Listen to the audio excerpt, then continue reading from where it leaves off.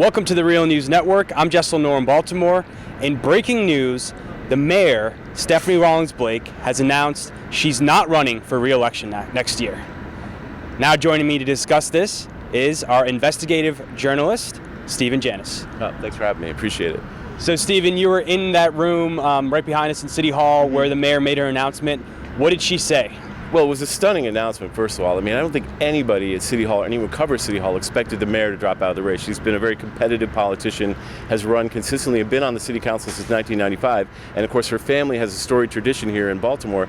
So we really didn't think she was going to do this. But it seemed sometimes quasi-emotional, sometimes I don't know. But she said basically that she will be stepping down or not running because she wants to spend A, more time with her family, and B, focusing on governing the city through what will be a very difficult set of trials in the Freddie Gray case and the federal investigation of the police department. So basically, it was a twofold reason, which was number one, I have a teenage daughter who's in school and I want to spend time with, and two, we are going through some very difficult times in this city and I need to pay full attention to governing the city. And how do these issues, the key issues during her administration, including crime, which she had highlighted a drop in crime until this year, in which the city has experienced record crime. You're talking about police accountability. Again, the mayor has said since the events in April on the killing of Freddie Gray that there's been fewer complaints and the issue has improved. Can you talk about those two issues? Well, here's you have sort of a dividing line in her governance, which is prior to the Freddie Gray incident, she was running the narrative that the police department is improving. We've got Anthony Batts, former Commissioner Anthony Batts, who was fired, is a reformer. We're making inroads into improving the relationship with the police commissioner, the police department. There are fewer complaints. And that narrative was sort of ongoing and unchallenged. And then once Freddie Gray happened and Freddie Gray died in police custody, it seemed like everything changed. The previous sort of lowest level of homicides, I think we went down to like 199 in 2011 under the mayor, suddenly shot up to 46% over the year before. And we had two record months, July and August, that pretty much took that whole crime record and narrative story that she'd been building and tore it apart. And then, of course, with the Freddie Gray incident, Baltimore was on this national stage as the exemplary or the example of police dysfunction. The police brutality in Baltimore was rampant, was the narrative. So the two sort of compelling narratives she had started to sort of cultivate in City Hall suddenly fell apart to such an extreme, I think, that she was facing a daunting political task of being reelected. And also an issue we've covered and you've highlighted, the issue of development, about creating jobs, about opportunities. She's highlighted the approach of giving tax breaks to developers that will build around the harbor, and she's met stiff opposition to those policies by some of the city council members that will be challenging her. That's a great point. I mean, the mayor embraced Harbor Point, which was a $100 million tax break, a vehicle she used called the TIF, which basically means the developer doesn't have to pay taxes for almost 15 to 20 years on the property. She has been a huge proponent, along with her predecessor Martin O'Malley and Sheila Dixon, of these tax breaks downtown. And when the Freddie Gray incident occurred and sort of the national spotlight was on Baltimore, people took a hard look at those tax breaks and sort of said, this is one of the reasons that you have two Baltimores, because the city and the mayor and people have been emphasizing tax breaks for downtown developers, tax breaks around the inner harbor. But what did they do in Freddie Gray's neighborhood? So I think it only exacerbated her new image, which is a mayor who was somewhat incompetent and also out of touch and also really in bed with developers and offering tax breaks to people who really didn't need them. And matter of fact, a little known tax break she gave it to people who build apartment complexes of over 20 units, basically didn't have to pay taxes for 15 years. And that was all over the city. So she really has been a proponent of strong policing, investment in policing, and tax breaks. And I think that whole paradigm fell apart when Freddie Gray died in police custody.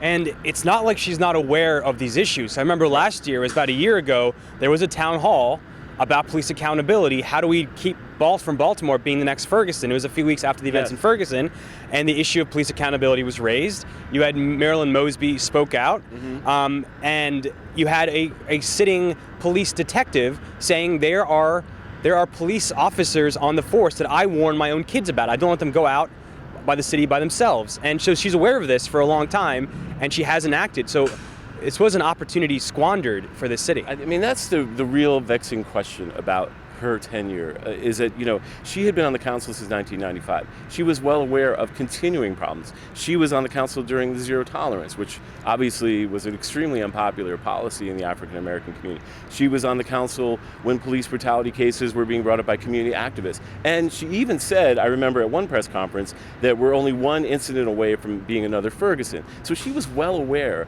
of all these sort of structural and organizational problems that the police department had. She knew everything, and yet you have to scratch your head and wonder what was actually going on.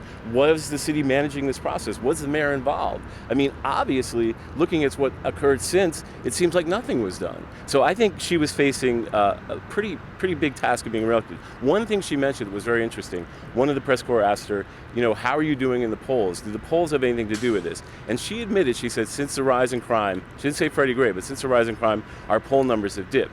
And I've heard from various sources that she is polling almost last in terms of against some of the other candidates. So that raises the question, now that she stepped back as the incumbent, the leading candidate, or perhaps even not the leading candidate, but obviously a favorite to win with a pretty sizable war chest and the ability to raise some serious money. Yeah.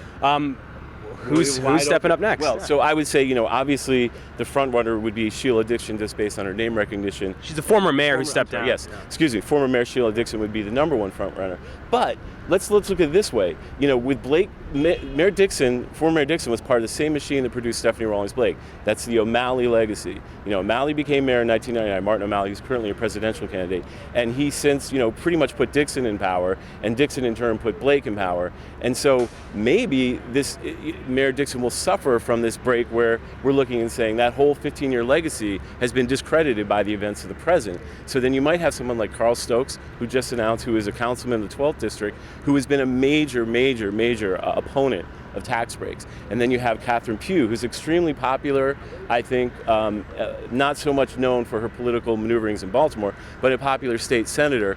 And then, of course, you have State Delegate Jill Carter. This could really open the way for her. She's someone who really has been outspoken about police brutality, was one of the few, city politicians who would say anything about zero tolerance under the O'Malley administration. So this could really open the door for her. So I think this opens the door for an outsider candidate. But yeah, now this field is, I would say, Sheila Dixon, slight advantage, but not really, given that her legacy is tied to this legacy.